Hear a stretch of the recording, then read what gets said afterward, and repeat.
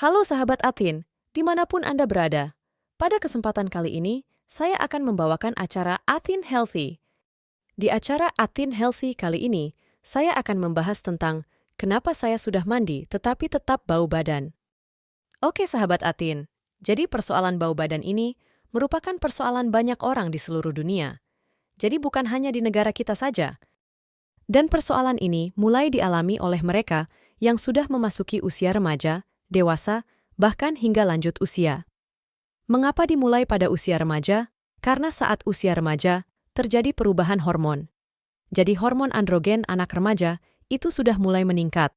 Saat hormon androgen meningkat, maka terjadi peningkatan aktivitas dari kelenjar keringat. Keringat yang bertemu dengan bakteri atau bertemu dengan kuman ini akan menghasilkan bau. Sebelum saya membahas apa penyebab bau badan, saya bahas dulu 5 daerah di seluruh tubuh Anda yang rentan mengalami bau badan. Yang pertama adalah di rambut kepala, terutama bagi mereka yang beraktivitas di luar rumah, beraktivitas di ruangan yang panas, di lapangan, atau mereka yang sering menggunakan topi. Mereka cenderung berkeringat.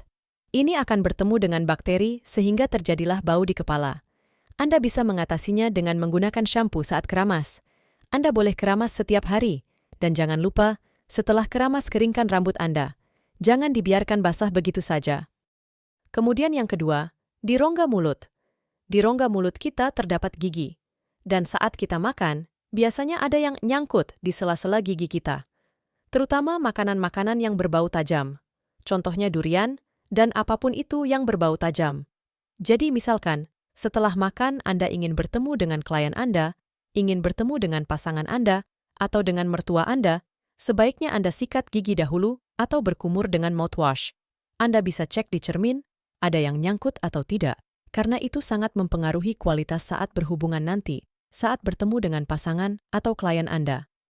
Bau mulut sendiri, selain faktor tadi, ada juga faktor yang lain.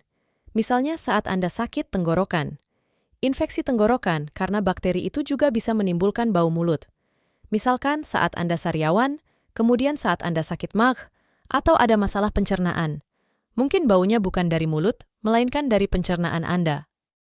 Kemudian yang ketiga, yaitu pada tubuh Anda di bagian ketiak. Ketiak ini merupakan lipatan. Tubuh bagian lipatan ini cenderung mudah untuk berkeringat dan bercampur dengan bakteri yang akhirnya menyebabkan bau. Keempat, di selangkangan. Sama seperti ketiak, ini merupakan lipatan. Cara meminimalisir baunya bagaimana? Anda bisa memilih bahan pakaian dalam atau underwear yang berbahan katun. Dengan menggunakan bahan katun, bau ini dapat diminimalisir. Selanjutnya adalah kaki. Kaki pada pria dewasa bisa mengeluarkan keringat hingga 1 liter.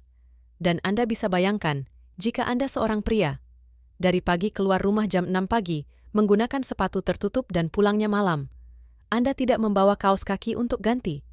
Tentu saja akan sangat bau dan sangat basah. Apalagi Anda bekerja di lapangan dengan cuaca sangat panas.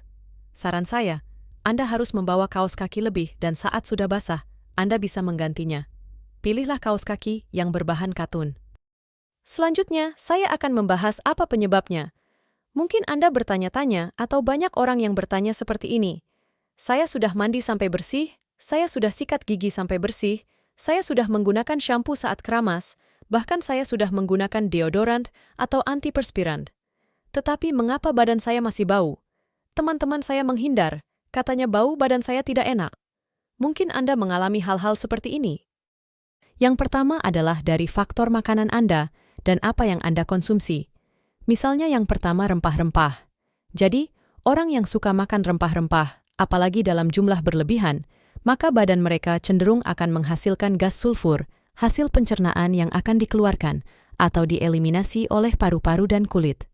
Karena dieliminasi oleh paru-paru, maka saat Anda bernafas akan muncul baunya. Dan di kulit saat Anda berkeringat juga akan muncul baunya. Kemudian yang kedua adalah daging merah. Daging merah itu proses pencernaannya agak lama. Dan saat proses pencernaan akan menghasilkan toksin dan gas juga. Jadi bagi Anda yang suka makan daging merah berlebihan tanpa diimbangi dengan makan sayuran dan buah-buahan, maka badan Anda akan cenderung lebih bau dibandingkan mereka yang lebih banyak makan sayuran. Kemudian yang ketiga adalah alkohol. Kalau di sini saya tidak usah jelaskan panjang lebar. orang-orang yang habis mabuk atau minum alkohol, tanpa berbicara pun jika Anda berada di sampingnya pasti tercium bau alkohol. Kemudian, makan makanan olahan atau junk food. Dalam jangka panjang, makanan-makanan ini akan mengganggu pencernaan Anda. Akhirnya, jika pencernaan dan maag Anda tidak baik, maka juga akan menghasilkan bau pada mulut Anda. Kemudian juga tembakau. Ini terjadi pada mereka yang suka merokok. Misalkan ada orang duduk di samping Anda, mungkin Anda sedang duduk di bus atau menunggu di tempat antrean. Maka Anda bisa menebak, oh, orang ini perokok. Tentu saja Anda bisa menebak karena Anda dapat mencium aromanya. Tapi, biasanya sesama perokok tidak sadar kalau badan mereka bau rokok. Tetapi Anda yang bukan perokok akan sangat sensitif. Anda akan sangat sadar bahwa orang di sebelah Anda adalah perokok.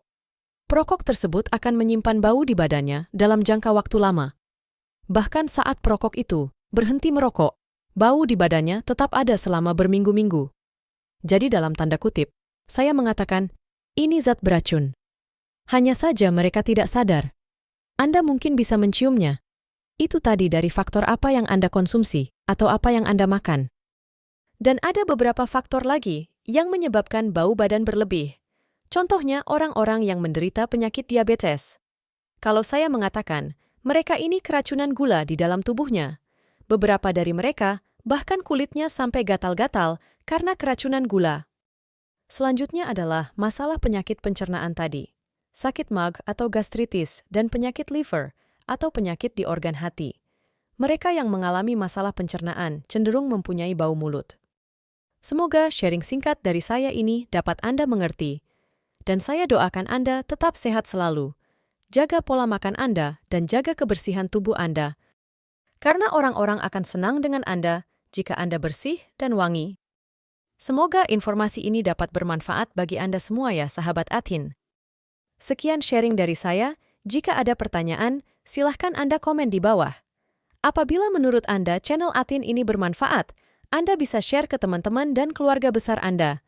Salam cerdas untuk mengubah dunia kita menjadi lebih baik. Terima kasih.